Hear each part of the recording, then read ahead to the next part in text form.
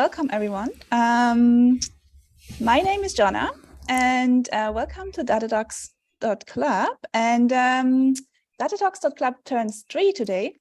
Hey. So we're talking about DataTalks.Club. For this occasion, we've decided to turn the mic around, and we have a special guest today, Alexey Grigorev himself. So welcome, Alexey. And thanks for having me. Yes, how does it feel to be in the guest chair? Strange. I see. I mean, it's not the first time I'm a podcast guest, but yeah, it's but on your own unusual. podcast. Yeah. Cool. I don't think I need to introduce Alexey too much. He's the founder of DataTalks.Club, as we all know. And the questions for today. So maybe we should also mention some information about the host. Yes. Because, maybe not everyone knows that Johanna is actually the mastermind behind all the podcast episodes. So, like all the questions that you hear me asking, Johanna prepares them. So thanks a lot for doing that.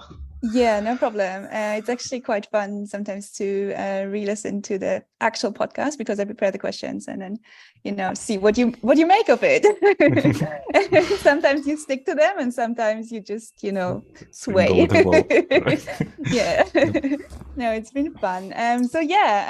This time the questions for this episode have been prepared mostly by the community. So we've asked for questions. You can still submit questions on Slido. And it's going to be like an AMA, so ask me anything for Alexey. But before we go into talking about the community and DataTalks.Club, maybe Alexey, can you tell us a bit about yourself, like your background and your career journey? It's funny. So usually I ask that question, right? Yes. Now I need to answer this too. And I'm wondering how much far back I should go. So I'll probably start with, so I graduated with a degree in information technology and I studied information technology. And after graduation, I worked as a Java developer for a few years. And my last work as a Java developer was at a bank.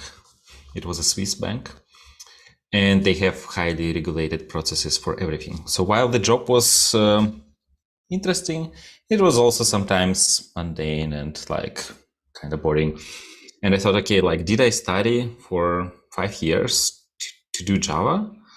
Why did I study all this math? And then during this time, this platform Coursera appeared, and one of the courses there was machine learning. So I took that course. And I recognized that, okay, this looks like something I want to do. So I took this course. I took some other courses. I ended up doing a master's degree in business intelligence. This is how actually I ended up in Germany. So like the second year of this degree, of this program was in Germany, in Berlin. And I liked the city so much that I decided to stay. And since then, since graduation, I work as a data scientist. I worked up to the point where I fully focused on DataTalks.Club, which happened like this year. So during this time, working as a data scientist, actually, like while my title was data scientist, I was doing like pretty much everything, which included like software engineering, data engineering, ML engineering, data science too.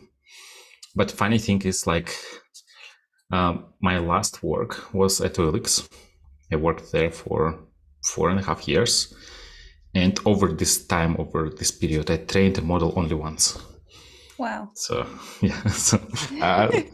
I was mostly doing engineering stuff there, even though my title was a data scientist. So it's a fun fact. So, yeah. And now since April, I fully focus on DataTalks.Club. That is really exciting. Do you still what language did you use like in your job? Probably not Java, right? Like you probably specialized on Python. Well, right now mostly English. No, I mean programming language. Yeah, so still like for DataTalks.Club. Sometimes. We use Python for courses, and I sometimes occasionally write little scripts to help with moderation, like with some other things, like for example for the courses that we do. So all the scripts are in Python. So for me, like the to-go language is Python. Yeah. I think I still remember some Java. I can still do a bit of JavaScript. So some of the code that we use for DataTalks.Club, for example, the code for generating certificates. Like when you finish a course, you get the certificate. So that code is written with JavaScript. But yeah, it's mostly Python. Yeah. Yeah, I started myself with Python, with Java, like way back, but like I didn't stay for very long. So Python is definitely the better language, I think, especially for machine learning. Cool. Yeah, thank you so much, Alexey. I think we might actually jump into the first question. And we have questions both collected on Slack and via LinkedIn on Slido. And I think we start with the Slido ones. So the first question is, happy birthday, DataTalks.Club. Thank you. What are the plans for the future? Yeah, so luckily I had access to these questions before the interview, because otherwise this and some other ones I would have troubles answering. So right now, I want to focus on making it sustainable. So since this is my main job right now, I want to also make sure I don't starve. So I have money to survive. Yeah. And Berlin is not the cheapest city. Yeah. So for me right now, so I'm focusing on making it sustainable and making sure that there is enough income.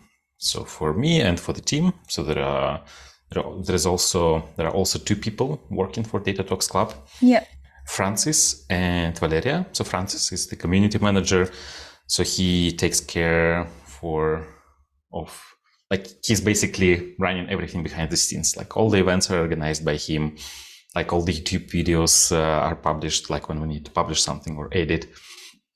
Like he edits a lot of videos. Like basically he's doing pretty much everything. So I would not be able to run the community without his help. Yeah, massive shout out to Francis. Yeah. Like he's pretty amazing. Yeah. So if anyone of you were ever a speaker or a guest in DataTalks.Club, so Johanna was. Usually Francis takes care of reaching out and organizing everything. And then we have Valeria. So Valeria takes care of the newsletter, the social media content, and she helps a lot with other things. So I need to pay them. Of course, they like what they do, but yeah, they're like, it's a job. Yeah. So I need to pay them, and I need to also get money. So for us, the focus is right now to see how to make it work. So far, it's been good, but I still want to focus on getting more sponsors for the community. Yeah. While also trying to not overdo it, because I think if we push too heavy for monetization, it will not help attract more people, right? So we need to find the right balance. So what we do right now is good. We just need to find more sponsors. So I think we managed to find the right balance, but we just need to find more companies who want to support us. So that's my main activity right now, main focus. But apart from that, of course, we have a lot of activities. We want to continue doing these activities. And one of the things that quite often comes up right now, people ask for an LLM course. LLM Zoom camp. Yeah. Oh, yeah. So could be. I cannot promise anything because I'm not right now. I'm not so sure if this is just a hype and everyone wants that because it's a hype thing. Probably it would be wise to wait for 6 to 12 months to see what happens. If the hype dies out or it's still there. And if it's still there, it's possible that we consider making another course. But also, for example, we are quite lucky with the 3 courses we have. Because, for example, right now we are running machine learning engineering course, ML Zoom Camp. Yeah. And it does not change significantly from year to year. Yeah. So we need to maintain the content a little bit. Yeah. But most of the content this is the content that I recorded 3 years ago. Yeah. So we're kind of lucky. And with LLM, things like change every day, right? Yes, it's so fast growing. And so, yeah, it's still like such a new field, and things come up. Yeah, no, I agree. But so could be a nice topic. It could be also broader, like not only LLM, but like more in general AI, right? Like that might be very exciting. I didn't know that. But yeah, it's quite a hype at the moment. Yeah, very cool. Also like with I mean, I am the reason that I got this job is basically that I once mentioned to Alexey that I listen to every episode of the podcast because I'm an avid podcast lover, and I do fully agree that just some podcasts just have ads, like a couple of ads are fine, but then if it gets too much, it's just not good. So I agree there needs to be a balance, and you also don't want to abuse people, right? In some way. So but you also need, like, the creator also needs to live. I think it's definitely a fine balance. But yeah, very cool. I think cool. Then let's actually move to the next question, which kind of touches on what we've just discussed. How do you think data jobs will change as different GPT-like services come in play and extend skills of data professionals? Well, that's an interesting thing, and of course nobody knows, right? So we will only see that maybe in a year or two when people start using them actively. Because right now, even though like it's quite a hot area, some data scientists are still hesitant to try them, right? So, but once the community once it gets more adoption, then it will become interesting. And I recently spoke with a friend of mine, also my ex-colleague. He's running his own startup right now. And he says right now the main challenge when evaluating candidates is ChatGPT, because everyone can just copy and paste the take home test, and GPT will just provide the solution, right? Yeah. And so they're thinking what to do with this. And I like the metaphor he used. Like, for example, like there is weed, which is considered a drug, marijuana, right? And many countries try to fight it. But some countries say, okay, let's just embrace it and allow people to use it, because like there is no point in fighting it. People will still smoke weed, right? And he was comparing weed with ChatGPT by saying, like, let's legalize ChatGPT. Let's not forbid it, because, like, okay, you can say people you cannot use ChatGPT, but people will still use it, right? Yeah. But what about just saying, hey, like for our take-home test, you can use ChatGPT. You just have to tell us what prompts did you use, how exactly did you use it, what were the problems, like what were the cases when it was not correct and you needed to fix something. So tell us about that. And I think this is a nice approach. So instead of saying, hey, like ChatGPT will take our jobs, we should just learn to use it and learn to accept it and see what happens, right? So that's we'll see how it goes, because I imagine like most things, like, I don't know, mundane exploratory data analysis, or I don't know, just training a simple model with ChatGPT, you can just ask it and then it will give you the code and then you just use it. But it's still not ideal. It's still buggy. It still hallucinates. It comes up with functions that do not exist and whatnot. Exactly. Yeah. Right. So let's see. Yeah. It's very interesting that you say weed, because I just moved to the Netherlands, and of course, like the Netherlands is one of the most progressive countries with this, right? But that's actually a really nice approach. I like that, and it's kind of I think many companies use like whiteboard challenges for like their hiring, and it's the same kind of in your normal life, you just Google, right? And like in some way, like ChatGPT is not that much more than Googling. I mean, it can nicely give you like something nicely formatted that you can just hand over, but still, I think it's a very good idea, actually. Yeah, very cool. Nice. So then let's move on to the next question that goes back to DataTalks.Club. From your perspective, how can members best contribute to and benefit from their involvement in DataTalks.Club? Yeah, so this is, I think the best thing you can do is be active on Slack, because like for DataTalks.Club, Slack is like the center of the community. Of course, we have many different activities, like podcasts, courses, but it kind of still centers around Slack. There are questions in Slack that sometimes are left without answers, and I cannot physically go and answer, even though sometimes I do know the answer.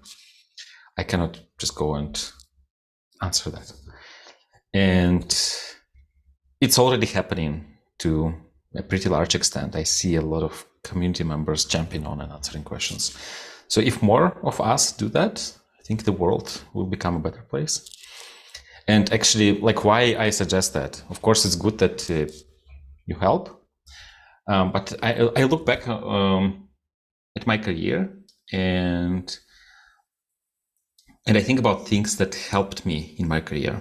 So when I just started my journey as a Java developer, the first thing I did was joining a Java community. So it was online forums. And I used that forum to ask questions. But I did not have that many questions. And I noticed that a lot of people were asking questions, and I was able to answer some of these questions. But also I noticed there were questions that I was not able to answer.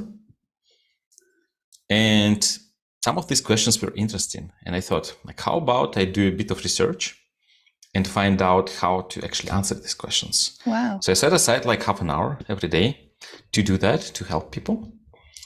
And over time, it accumulated, like I learned a lot of new things. Like by just doing a bit of research, doing a bit of Googling, and trying some things and like figuring out what is wrong and how to help a person, I was able to learn so much myself that the next job, I had no difficulties whatsoever in passing the job interview. Oh. And also I doubled my salary because it was so easy for me to pass the interview. And I was so confident that I'll be not just qualified for this job, I could do everything that I needed.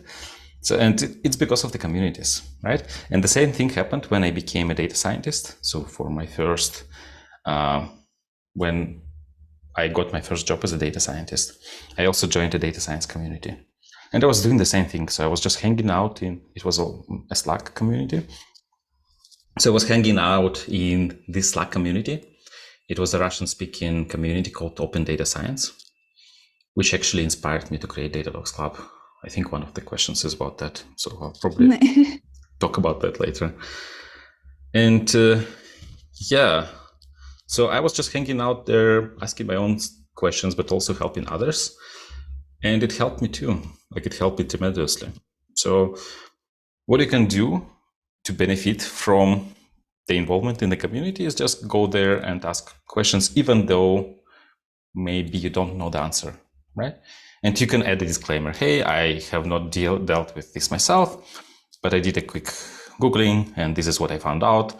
So here is the result, right? So it will help everyone. So that's one thing. But like apart from Slack, we have many other things. So for example, we have 3 courses. And if you graduated from some of these courses and you want to help with the course, you can help by, maybe you want to be a teaching assistant, right? So that's also an option. So you can ping me in Slack and say, hey, like I really enjoyed doing the Melobosum camp. Can I be a teaching assistant there? Or you can just say, again, hang out in the course channels and answer questions from other community members. That will be super helpful. Then we have a few things like we want to run a competition. So last year we did a Kaggle competition. Mm-hmm. It was a deep learning competition. So it was like we needed to classify images of different kitchen utensils like forks, spoons, or just kitchen stuff like cups, into these categories. So there is a picture of a spoon, and the model needs to say that it's a spoon, right? It was a very fun competition, and we want to do something similar this year. So if you have some ideas, what could be the competition about and how to get the data for this competition, which is the most difficult part, then yeah, please reach out and let's think how to do that. I remember you collected the data last year, right? It was via this phone app. Yeah, I remember that. Yeah. It was fun. Yeah. So maybe this year it could be something with LLMs too. Because like with LLMs, you can, let's say you have a lot of text data and you can label this data with LLMs or generate data with LLMs. So it could be that too. Another thing we have is called Project of the Week. So this is the idea behind Project of the Week is more like most of the content we have is we show you how to do something and you repeat. So for example, we have workshops or we have the courses, and in the workshop there is a video and somebody is doing something and you follow along, right? But Project of the Week is different. So it's more like do-it-yourself thing. You get some instructions, or like more like it's not something you have to do today. It's more like a suggestion. This is what you can do today. For example, let's say we want you to learn, I don't know, Fast API or something like that, like a new framework. And there are some things you can do to learn this thing. Like we give you a set of suggestions, and every day you try to look something up on Google, try to do something, and then every day you can say, okay, this is my progress. And then the idea is after 7 days, you have a complete project that you can put in your portfolio. So that's the idea behind Project of the Week. And we have quite a few community members who are active there, who are helping a lot with that and coming up with project ideas. So one of them, Adonis, is actually right now in this live chat. Hi, Adonis. And the other one is Liliana. So thanks a lot for your help. But the reason I'm saying that, if you have some ideas or you want to learn something new, you can help with organizing this Project of the Week too. Yeah, there's actually a lot more. I think I can talk for hours about what you can do. Yeah. But we have a lot of other questions, right? Yeah. I am. DataTalks.Club is massive. Like, and I'm always surprised like how you do all of these things, because we also have like the webinars and the podcast, like, right? Like, so people think they are interesting. If people think they are interesting, they can also like probably reach out to Francis. We are always looking for new guests. But I think in general, the one thing that how people can benefit is which DataTalks.Club like uses quite a bit is this learning in public. So always if you learn something, tweet it or talk about it, and we will probably also like promote it. I think it's also a big part of the Zoom camps yes. To make it thanks like, for mentioning this. Yeah. Cool. So then we move on. What are the main lessons learned from your experience in building the DTC online community? Yeah, so that was also, I was lucky to be able to see this question before the interview, because it's like a very difficult question to answer, to be honest. So yeah, and I did a bit of brainstorming and I came up with a few things. So I remember at the beginning, the goal was quite ambitious. So the goal was to create a community for all data people, which includes like data analysts, data engineers, data scientists, data product managers, ML engineers, like everyone who deals with data. But with time, I realized that it's too broad, that it's not possible to be that broad. And there are already communities, for example, like there's a community called Locally Optimistic, who focuses more like on data product manager and data analysts. And then there is a MLOps community who focuses more on MLOps. So we also kind of needed to focus on something. So for DataTalks.Club, it was more like beginner-friendly hands-on learning for a lot of our content. So focus is more like on people who start their career or continue rather than who are advanced in their career. and with a lot of focus on hands-on stuff, and with focus on engineering aspects of data, like ML engineering, data engineering, ML ops. So these are engineering heavy things where you need to code a lot.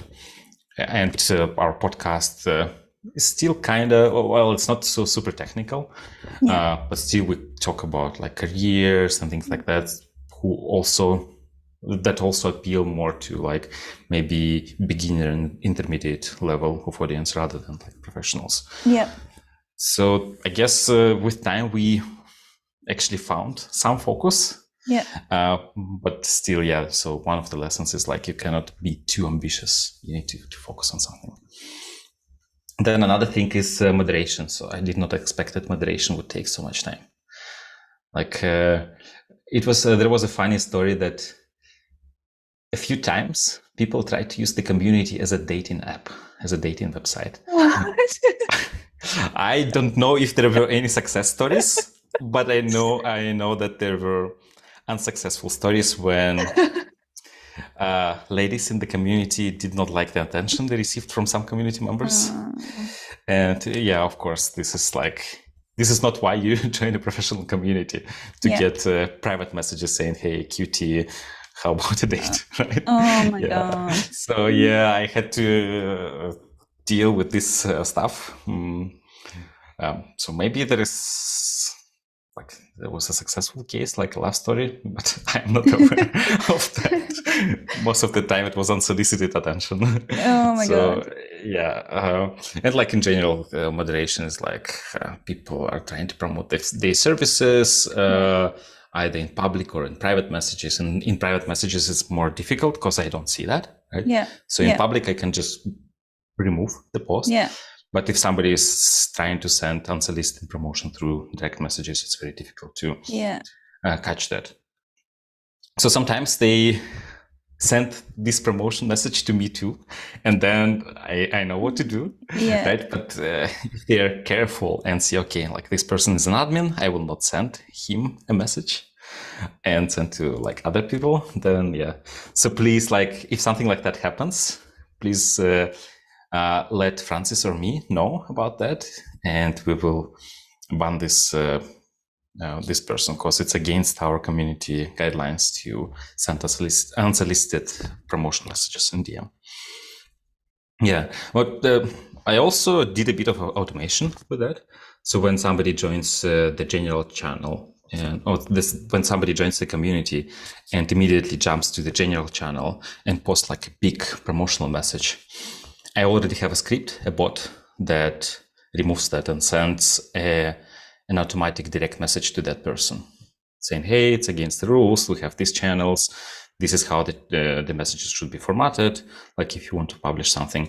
So for me, it's just a matter of adding a special reaction to this post, and then the bot handles that. So that was fun to create. Yeah, I guess this too. Also, I'm still trying to figure out, like, what was surprising for me is like how eager people were to join the community and participate in different activities and also do something too in the community. That's really cool. Yeah. I'm still trying to think how to encourage this, recognize and encourage this, and reward this active participation and active participants. So one thing is inviting them to the podcast. Yeah. But probably there is more we can do. So I'm still thinking about that. But it's really rewarding to see that people are very active in the community and are doing something for the community too. So it's really cool. Thanks for doing that. And thanks, Adonis, one more time. I know you're here, you're listening, you're doing a lot for this community. Thanks. Yeah, I think in general, people are quite happy to, so at least for me, like, people have an interest, and if they find like people that have a similar interest, it's just really great. Although like you said, there might be like some, I don't know. Yeah. It's always good to have a code of conduct to kind of, guide these conversations. Yeah, please don't use DataTalks.Club as a dating website. Like Tinder works much better. Just try that one. Oh my God. All right. Cool. So let's just move on. what was the motive behind starting the club and the Zoom camps? I think we've touched briefly on that already. Yeah. So yeah, for me, as I said, communities were quite a big part of my life and career. So they helped me a lot. And I was quite active in this Russian-speaking community called Open Data Science. And sadly, I could not find anything similar in the English-speaking space, which were with like a community that was also active, that was also on Slack. And my initial idea was to create something similar to that. But so actually the story is like how it happened is I was doing some career consultations. A lot of people were reaching out to me on LinkedIn saying, hey, I'm a data analyst, I want to become a data scientist, or I'm a software engineer, I want to become a data engineer, or I don't know, help me figure out what I want from life, things like that. And I would, back then, it was during COVID. So I also kind of wanted to talk to people, like sitting at home was not fun. Yes. And so I was doing these free career consultations, which involved like talking to a person and then like sending them a summary. I'm not doing that now, but back then it was fun. And then I did like 30 of these consultations, and I thought it would be very nice to have a place where all these people can hang out and help each other. Because like if I try to help everyone, it's not scalable, right? So I cannot help every single person. Yeah. And it might also be repetitive or something. Yeah. It becomes very repetitive because like, for example, for like, how do I become a machine learning engineer? The answer is like, I don't know, go buy my book, right? But it's, people might find this answer annoying because it's like very promotional. Anyways, so I was thinking like, if there was a space where all these people can hang out and help each other, and it would be more like not me helping everyone, but people would help each other. So for example, I helped somebody and that person would help somebody else, right? And then that person in turn would help somebody else. And this is one day I woke up, I registered this Slack community. I went to GoDaddy, I bought a domain. I think it costed like 15 euros or something like that. Mm-hmm. And then I put a link. I did not advertise it anywhere. I put this link to my LinkedIn page. I did not make a post. It was just in the description. And I put it in my GitHub. Right. And then I started seeing what happens. And people were joining it. Right. So they would accidentally see this link, or somebody else would say, hey, like I found this cool community, join it. And then like in a week, maybe there was 100 people there. Like in a month, it was more than a few hundred. And it was like, I did not actively promote it. So people who, like community members would just say, hey, like there's this cool place, check it out. And so it was very motivating. And at some point, a friend of mine asked if I know a place where he can give a talk. So come over, give a talk. And then like, since then it was like our first webinar / workshop. Yeah. And then since then we started having regular activities, like regular events. And I think the other part of the question was about the Zoom camps, right? Yeah. Yeah. So I always wanted to do a course. So like when I was in this open data science community, there was a very good course called mlcourse.ai. It's also available in English. So I did this in Russian, but it's also translated. And it was a free course with focus on the theory behind machine learning, with a lot of coding. Also, there was a competition.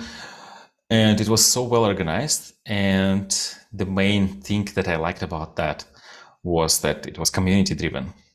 So there was, of course, like the project lead, the course lead, but also lessons were prepared by different community members. And these community members were helping each other in Slack when the course was running. I thought it's so cool. Like it's such a great thing. Like the course is for free. People help each other, and then people share stories like, okay, they did this, and then how they found like a great job after finishing this course. And I thought, like, it's so cool. I want to have something in our community too. And also, I think I mentioned the book. So I wrote a book about machine learning engineering at some point, and this book was not selling well. It's still not selling well because, like, it's very hard to compete against other really great books because there are so many good books about machine learning. So now in retrospect, I think maybe it did not make much sense to write another one because there were so many of them already. Plus, you created the courses now; they are basically competing to the book, right? Basically. Yeah. But I was thinking, like, how can I promote the book, right? Right. What's the best way of doing that? And like these two ideas, like there was this course that I really liked, and now I have a book that I want to promote. They kind of came together. I thought, how about I make a course based on the book? Right. Yeah. And then it would help with promoting the book. It will help with promoting the community, and it will help, do what I wanted, like that other course. And I ran like, I think it was a post on LinkedIn or like something like that. So I did not put any effort into that. I just wanted to check if there is interest, and there was a lot of interest. So I thought, okay, I'm doing that. So this is how we did the first course, ML Zoom Camp. As I said, it did not help with promoting the book. I mean, people knew about the book, but not many of them were actually buying it. Because like the course is for free, right? Yeah, exactly. That's what I... Yeah, like why pay for a book? Like I don't think I would pay for a book, to be honest. But yeah, and to be honest, like I don't get a lot of money from selling the book. It did help to some extent with promoting. Like without the course, even fewer people would buy it. But now actually some people say, hey, like I buy this book and I use it as a textbook for the course, which is cool. Yeah. Yeah. How much do you think that COVID kind of contributed to the fact that it's an online community? Like, would you have created like a meetup or something in Berlin otherwise? No. Okay, so it's not a COVID baby. It is a COVID baby. I don't think people would so eager to join an online community if it was today, for example. Yeah. Like the timing was right. Even though for me, the idea was from the beginning to create an online community, the fact that it was during the COVID helped. Because right now, I think during the COVID, like at the beginning, it was kind of okay. But then like in 2020, it was okay. 2020 first year was already like, so much stuff happening online. Like I have this... But this community already had some momentum, right? So there were already community members, like the courses and so on. So I think being in this, starting during the COVID times helped, especially in September. So I remember, so summer was fine and people were hoping that, the normal life comes back. Yes. Yeah. But then in September, the cases started to go up again. Yeah. And like everyone was locked at home again. And yes, it was just the right timing. So I don't think it would do as well now if, let's say, if I started DataTalks.Club today, I don't think it would do as well as 3 years ago. Yeah, although like on the other hand side, like I think a lot of communities were created, or at least, I'm coming from the podcast side, like because I listen to a lot of podcasts, and a lot of podcasts were created during COVID, but they're all stopped now. So I think it is kind of how do you say, like a badge, or like it is something special that this community is still vibing, like because a lot of didn't survive the COVID craze, right? So yeah, maybe if it was just the podcast, it wouldn't be active. That's true as well. But we had too many other things. Yeah. So that's part of the business model, right? I think it's so many things. Cool. So then an interesting one. What typical, not extraordinary success stories of your students were in a last year? What typical? Not extraordinary. Like usual. Yeah. Well, we had cases when people wanted to switch their careers and they did. So I don't know what else to tell, like somebody. So for example, just yesterday, one of the guests, podcast guest, Marian. I interviewed him. The interview was called Hacking Your Data Career. So Marian Marcus. It was like a year or two ago. So he reached out to me through LinkedIn saying that he attended a conference by Data Amsterdam. And then somebody on that conference approached him saying, hey, like I listened to your interview on DataTalks.Club, and this interview changed my life. Like he got so inspired that he switched his career. Now he works as a data engineer. So not only that interview, but he also did our data engineering bootcamp, Zoom camp, and he changed his career. And then Marian reached out to me saying, hey, this is such a cool thing to hear when somebody approaches you on the conference and says like, look, not only I know you, but also you changed my life. Wow. Wow, that is pretty much the dream, right? Like that right. Yeah. So wow. these things, and like it's a typical, not extraordinary story. There were of course stories when like there was somebody like from school still, like he was a student at school, and then he did our ML engineering Zoom camp, and he got an internship, and then he did pretty well there, but then he decided, okay, I want to study at university, and he left the internship.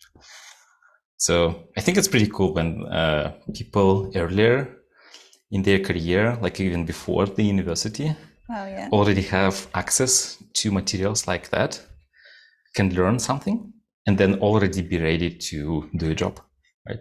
I don't think it's a typical situation. I don't think most of our community members and students are school students. Yeah. I think usually most of the students are more, they're not students anymore, right? So they're already working in some role and they want to change. So yeah. Yeah, I mean, in general, I think podcasts are good. They're usually like why I listen to them is like because of inspiration or motivation, right? Like it doesn't need to be like, oh, I changed my career after that. But like I often like, I wake up in the morning, I have I just don't want to work. And then I listen to someone who like, did something amazing. And I'm like, okay, I can do this. This person like did this amazing thing, so I can go and like finish this analysis or whatever. So sometimes it's even like, small things, right? So cool, very cool. Yeah, I do think that these communities like impact so many people in so many ways, which is good. It's really good. Cool. Then what topics or trends in the data world are you most excited about exploring in upcoming club events or interviews?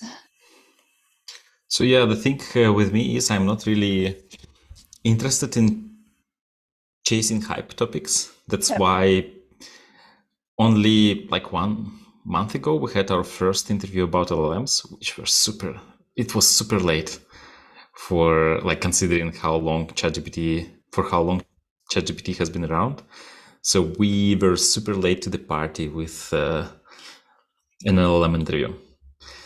So the way I usually do it, or we usually do it, is I'm more interested in interviewing a specific person. Yeah. And then see what kind of topics they want to share. And then usually there are a few things anyone can talk about. And you, Johanna, know more than anyone that because you do these initial calls with our guests to explore what things they can share. Yeah. So for me, it's more like a person, and then figuring out what this person can talk about, or maybe we have done something previously, but it can be like a different angle slightly. Yeah. So that's why, like, I don't know what exactly. Like, I'm not really following trends. And we recently did two talks about LLMs. It was a coincidence, right? Because like in both these cases, there were specific people I wanted to interview. And turned out that in both these cases, the topic was LLM and they were not conflicting with each other. So they were slightly different. So this is how I like to approach that. But yeah, maybe you can suggest some topics. So for example, if there is a topic that you're interested in and we haven't done a podcast interview about that, yeah, just reach out to somebody of us and suggest that. And also, if you know a speaker who can talk about that, it would be even better. Yeah, and make sure that it really has not been suggested, go through the whole history of 3 years. No kidding. It's kind of difficult. I think it's okay to repeat a little bit, right? No, So like if we talk about mentoring 3 years ago, right? So maybe like we can do another podcast episode about mentoring from a different person. Exactly, right? So, like because it's always a different person, so it's definitely a different angle. No, but I think it's, we would run out of topics by now. Yes, we would. No, but I mean, we hear from LMMs like everywhere at the moment, right? So yeah, I don't think maybe it's not a good idea to have like 2-3 more LLM talks. Yeah, exactly. Cool. Then the next question is, do you have a funny story to share that happened in the 3 years in DataTalks.Club? That comes from Antonis, actually. That's a question from Antonis. Yeah, I was thinking about that.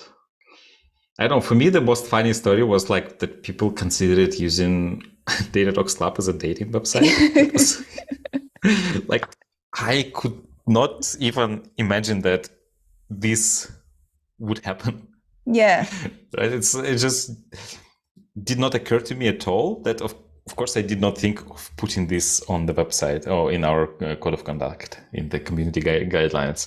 It just did not occur to me that it's possible that somebody might use a professional community to reach out to, in this case, it was a male reaching out to female participants. Yeah, it's kind of funny, but also gross. Yes. So I don't know, but it was memorable. Yeah. Yeah, like I don't know. Usually, these people don't join the community for the professional part in the first place. I would imagine. Yes, that's my experience. Like with communities and like being approached in that way. So, but yeah, it's definitely you never anticipate enough to be people always surprise you. Yeah, but also like if you're a female participant and you get some attention that you don't want to receive, probably like the knee-jerk reaction would be to leave the community. But I would ask you to give us another chance, right? So report that person and stick around because it's not appropriate. It's not an appropriate behavior. We do not encourage this behavior. So we would deal with this person. And we want to have a safe space where everyone can, learn, share knowledge, and so on. Yeah, and there are actually also enough. I think that's something that I find actually also remarkable. Like I'm in a lot of communities as a woman in more techie space, and the percentage of women in DT.C is actually quite high. So you can always reach out like to other women or like to me if you find me on there or to Alexey. So we've actually answered this one. How did it come that you wrote the machine learning book? I think we've touched on that one a little bit. Do you want to talk about that one? Or? So we don't have a lot of time. I'll try to give a short answer. I don't think I am capable of giving short answers in January. I'll try. So it's not my first book. So the first book, it's story. This is a long story. I'll tell it anyways. So, some time ago, I was reviewing books for Pact Publishing. This is a publisher. Yeah. I was still transitioning from the Java developer to a data scientist. And they reached out to me saying, hey, we found your blog about Java and we have this book about Java. How about you review this book? And then I did that. I was a technical reviewer. Then I reviewed another book and then another book. And then I said, look, maybe you can start sending me machine learning books because this is what I'm more interested in. And they said, okay, here's a machine learning book. So they did not even try to check if I know this topic, which was cool. So by then, hopefully, I learned enough of machine learning to be able to help. And I reviewed 5 more maybe books about machine learning. And they wrote me saying, hey, you're so good at reviewing the books. Maybe you want to write one. And I thought, maybe I do. And they said, okay, it looks like you know Java, you know machine learning. How about writing a book about Java and machine learning? And back then I thought it's a good idea.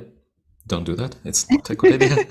Because who cares about Java and machine learning? Everyone uses Python. But back then I thought it's a good idea. So I wrote a book. It was called Mastering Java for Data Science, something like that. I don't remember. So that was my first book. So usually when you write a book, the contract is that the publisher gives you some advance money, advance payment, and then each sold copy you get some royalty, some percent. So with this book, it's still so they gave me some advance payment, and the book still hasn't reached that point when it would break even. So it's not selling well. But yeah, I would also expect more promotion from the publisher. But anyways, then there was another book that I wrote with co-authors. I wasn't alone there. It was 4 or 5 authors. I did not like that book, so that's why I don't put it in my CV. It was about TensorFlow projects. So it was a book about doing projects with TensorFlow. So it was 10 chapters, and each chapter was a project. But funny thing is, even though I did not like the book, I did not like the outcome, I did not like the process. So I wanted to pretend this book never happened. Funny thing is that people from a different publisher noticed that book and reached out to me saying, we saw this book, we really liked it. It was a surprise for me, why would anyone like that? But they did. And they say, we want to have a similar book. How about you write this book? And we decided to come up with this concept that there is a chapter, and every chapter is a project. And then by the end of each project, you have by the end of each chapter, you have a project that you can put in your portfolio. So this is how we came up with this concept. And I started writing this machine learning book camp. So it was their idea to name it like that. Somebody from marketing in Manning decided that, this is a good title. So it took 2 years, I think.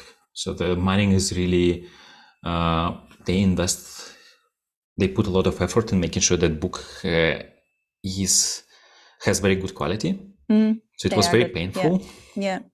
All these processes, they're there for a reason, but for me as an author, it was there are 10 more comments that I need to address. I'm so tired. Why did I agree to this? Yeah. But finally, this book came out, and the rest of the story, how it became a course and so on.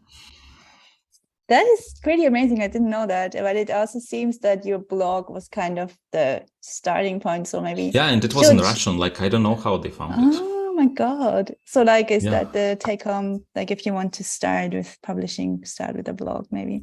But then what I wanted to ask is at what stage of the publishing process were you reviewing for Pact? Is it It's each chapter, when each chapter was ready, they would send a draft, and I would review the draft. That's really early then. Yeah. So it wasn't okay, here's a book, review it. It was as the book was being written, each chapter, they would send each chapter to me. I would review, send back. And Manning follows a different process. So instead of, so they have in-house technical reviewers who do this for each of the chapters. But then there are 3 or 4 chapters, and then it's sent to people for reviewing, to not in-house reviewers. So the process is slightly different. But so it's for work in progress books. Wow. Yeah, because there's also this Discord channel by Pact where you can, so they have these giveaways where you get books but they're finished, like basically you're the review from the public, so you get them and you kind of read them and then write a short review. And Amazon, right? I'm not sure. No, it's like you send it back to Pact basically.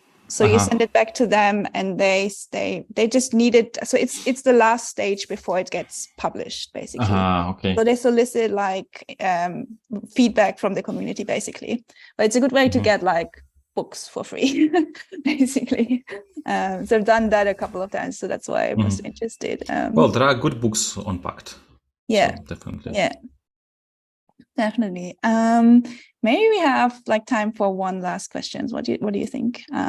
Yeah, if you have time, maybe we can take a few more. Okay, cool. So then, congratulations on your huge success, Alexey. Is there anything you would love to do but didn't have the time to do it? Oh, yeah, I think I have a list somewhere with all these ideas that we wanted to try, but never managed. Yeah, like for example, doing a hackathon, one thing that comes to mind. Yeah. So for example, in the courses, we have a lot of questions, and these questions are so repetitive. And we have FAQ documents where all these questions are already answered, or most of these questions. So there was an idea to somehow automate it and make a hackathon about this. Write a bot. But interestingly, even without running a proper hackathon, some community members, one of them is Alex, so he came up with this idea, hey, how about I do this myself? And then when he reached out, it was already a working thing, saying, hey, I did this, how about we now test it? Wow. It was so cool. Yeah. And yeah, it's working fine. So it was, he did this for the MLOps course. And now he's doing this for the ML engineering course. So it's really cool, and it works quite well. So the bot would see that, the bot would look at the question and then look at all the, of course it uses LLMs. It would look at all the other questions in the FAQ document and say, okay, like for this question, this is the answer. And it's like this typical use case for LLMs where you have some knowledge base and you have a question and you want to retrieve the answer to this question from this knowledge base. And he wrote a post on LinkedIn saying, what is the stack behind that? So it's a really cool project. Wow. So I wanted to make a hackathon, but never managed, but then it just happened. Another thing is like all these events we have, we use Eventbrite. I don't really like Eventbrite for, it's not the most convenient platform. But the cool thing about Eventbrite is that it stores the emails of each person who registered. So what we can do with this is build a recommender system that saying, okay, like this person would be interested in these events. And for example, when there is a new event, we potentially can see which community members would be interested in this event, this particular one, and then send emails or somehow notify them about this. Of course, we need to think like about, opting out, opting into that. Yeah. But as an idea, this is what we have. And in addition to that, like I don't really like Eventbrite, so maybe creating something in Django for managing events would be another thing. So could be another hackathon project. But then like with so many things already happening, it's always hard to find time to squeeze in one extra thing. But maybe like if any one of you is listening to this and you like this idea of a hackathon, maybe you can reach out to us and we see like how we can make it happen.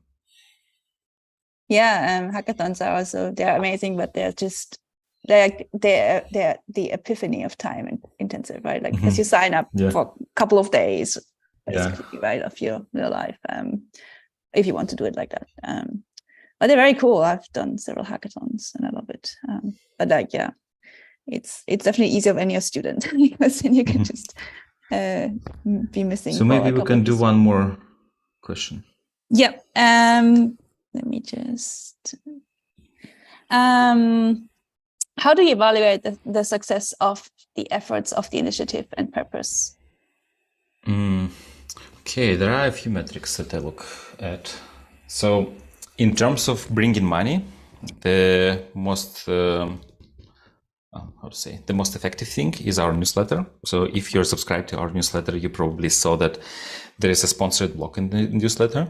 This is how maybe like 50-60% of money that we earn in DataTalks.Club, this is where it comes from. So for us, the number of subscribers who open the email is an important metric because it directly translates to money. So this is what I look at, and when it's growing and people keep opening the email despite the fact that there is this sponsored block, that's really good. And this is what I personally look at. Then, of course, the number of people in the community. But it's also, like right now, it's almost 40,000. But it's also like the other interesting metric is the number of active people. So, of course, not all 40,000 are active. So somebody comes for the course, they take the course, they leave the community, which is totally fine. Or somebody comes and finds out, okay, I'm not really interested in this community and leave. This is also fine. But looking at the number of active people is another metric that I look at. And also like engagement in social media. This is something I think quite important because social media helps us bring new people to the community. YouTube views.